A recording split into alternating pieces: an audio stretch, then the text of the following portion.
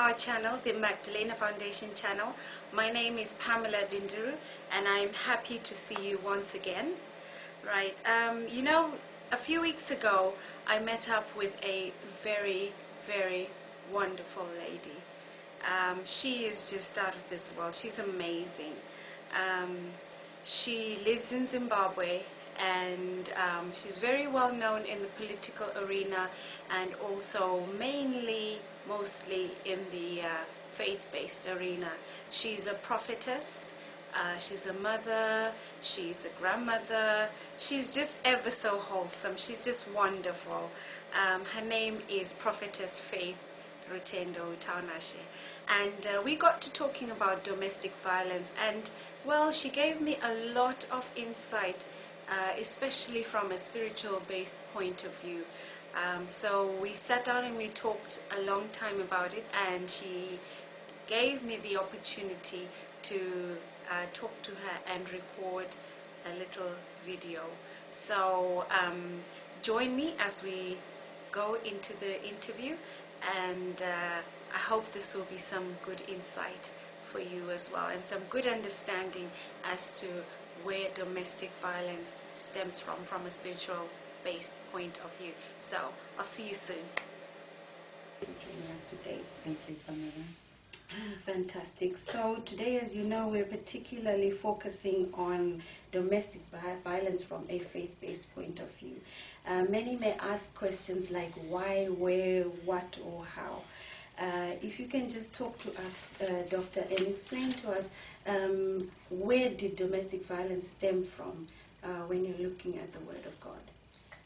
When you look in the Word of God, you find that the family unit, which is the place where usually domestic violence takes place, is something that was designed by God. And God's intention was that this family unit may be blessed materially, spiritually, and in every way, so that it could have a capacity to resource people as they come into the world, because they are designed to come through the family unit so that they can be resourced, and then when they also grow up and then grow into adults, they can also form families. So it's a self-perpetuating unit designed by God. But when you read in the Word of God, when God created the first family, Adam and Eve, and put them on the earth and blessed them, the first problem began to surface in that first family when the enemy, called the devil or the serpent, visited this family in the Garden of Eden and spoke to Eve, deceived her, and she ate the fruit that God had said she should not eat, and also gave to her husband. And the Bible tells us clearly this was the entry point for sin into the world.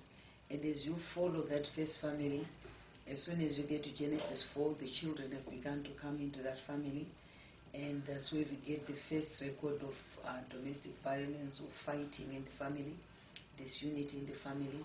So we know that whatever families are suffering today, the real source is a spiritual source. There's an enemy who desires to kill, to steal, and to destroy, and he's the one who is bent on destroying families which God had intended to be for blessing. Okay, so you say there's this spirit that is bent on destroying families. What spirit is this? What happens to the person? What kind of spirits enter these people, or what goes on? Well, the devil himself, when he works to kill, steal, and to destroy, he uses people. So that these people, like the Cain we read about, he comes up, he's jealous of his younger brother. He is given an offering which was accepted by God. He is angry, so it affects the emotions. And then it goes on, he comes up with a plan to actually kill and slay his brother. So it can go as far as killing, it can be physical violence, it can be verbal, it can be emotional. So this enemy actually works with a person and affects their emotions, affects their words, and also drives them even to go as far as Cain and kill his brother. Okay, so from that point of view, many have realized that people, when they're going through domestic violence, they either stay in that kind of situation or they go away and then come back, and they never move on. They stay stuck in that same situation. So what happens? Why do they do that?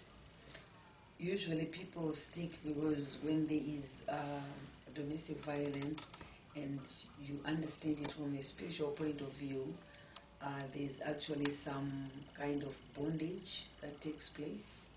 For instance, when violence is taking place, you find that there are two spirits that are actually active.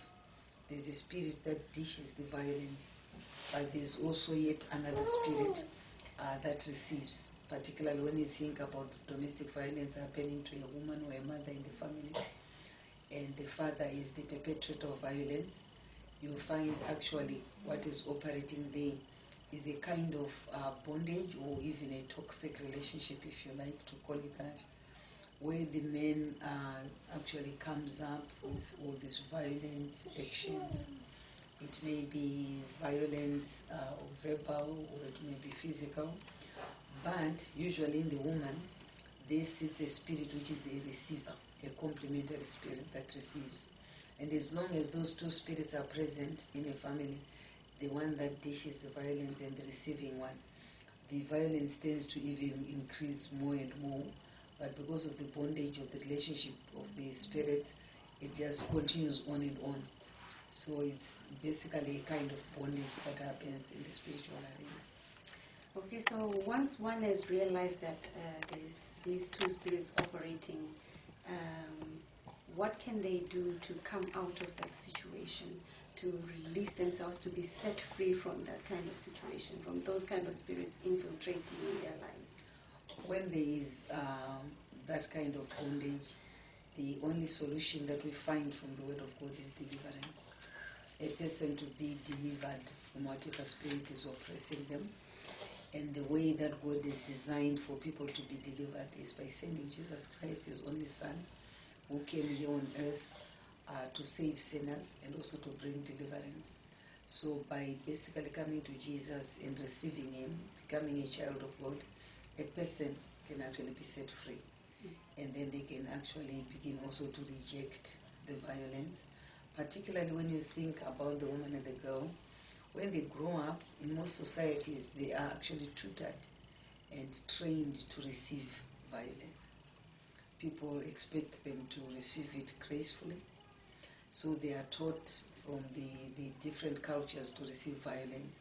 So that also needs ministry for the woman, apart from just deliverance from the spirits of bondage. She needs also to be taught about value in herself. That actually the Word of God, when it says in Proverbs 31, who can find a virtuous woman, for a price is far above rubies. When you then teach her that she is valuable before God, she has value, she begins to have a sense of value. Most of them will come to a place where they don't just receive violence and succumb to violence, but they can also learn to know that all this violence is perpetrated against them because there is an enemy that fights the woman and the girl. Thank you very much. And so I know that there are girls out there who have not experienced domestic violence, who are not aware and probably don't realize that they're being tutored into growing up into receiving such kind of abuses.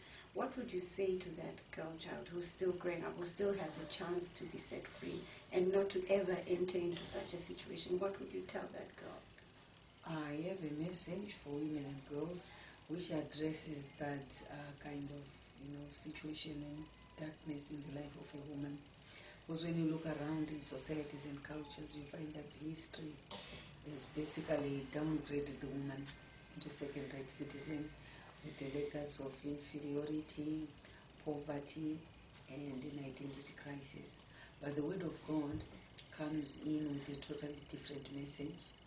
And it says there is a value in every woman and every girl which is concealed by the works of the enemy, particularly the inferiority complex. But this value and potential of a woman can be released through the power and wisdom of Jesus Christ. When a woman comes to Jesus Christ and she begins to realize that she has value, she can actually make a unique contribution to the family, to the community, to the nation, and not just succumb to violence. Well, that's a big eye-opener, and I'm sure. Wow, what an eye-opener. OMG, right? I know. Oh my goodness. Who would have thought that things like that happen? Two spirits, right? The giver and the receiver. The abuser and the victim. Oh my goodness. Well, listen, we have a lot more in store coming in the next few weeks. Make sure that you are tuned to our channel, following it. Really, thank you very much, Prophetess Faith RF Wutawunashe. That's her name. A wonderful lady, like I was saying, full of wisdom, full of the word, and she loves God dearly. So believe me, there's more coming in the next few weeks, talking to different people who have different views about domestic violence on a spiritual based point of view. So watch this space. I look forward to seeing you again next time. In the meantime, continue talking, continue raising awareness, continue fighting against abuse. I mean, we are saying no to domestic violence and abuse. So please look after yourselves, love yourselves, be safe, love yourselves, love God, love others. And remember, forgiveness is instant. Trust takes time.